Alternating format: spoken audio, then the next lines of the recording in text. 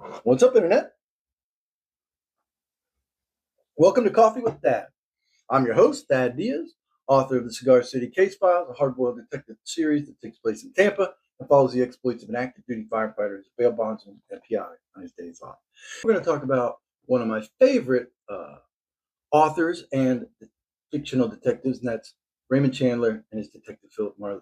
Now, Philip Marlowe can feel like all the hard-boiled stereotypes rolled into one. He's cynical, he drinks too much, he's smart-mouthed, he's quick with his fists, and it would be easy for us to think that Marlowe is just this trope that's just old and tired, which I don't actually think it's old and tired, but uh, he was actually establishing the trope itself. He was creating, I wouldn't say a genre that already existed, but I think that while detectives came before him, he was solidifying what the hard detective character was going to become.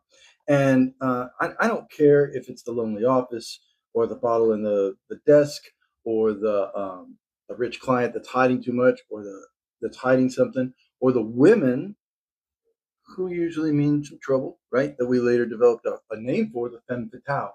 Those are all big parts of the Raymond Chandler stories. And I think that it would be very easy for us to act like, oh, that guy, he's kind of,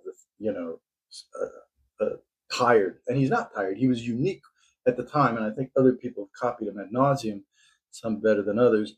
And I think that's what makes him uh, such a cool character. Now, he hasn't aged well in a lot of ways, right? I mean, he's got some pretty dated views, and Chandler's grasp on psychology and other science and medicine wasn't all that, uh, by today's standards, wouldn't be considered sharp, or firm. But I don't worry about that.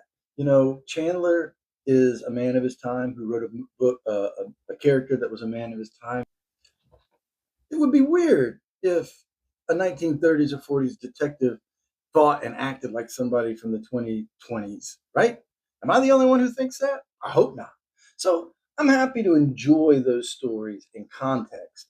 And you can say, hey, Philip Marlowe, he's kind of dated, but he's also foundational.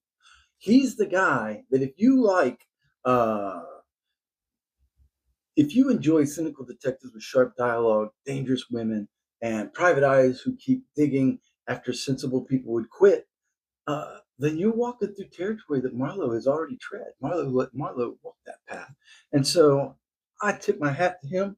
Uh, Even if he's an imperfect character, and even if he's an early evolved character that has evolved, I think, into a fantastic trope.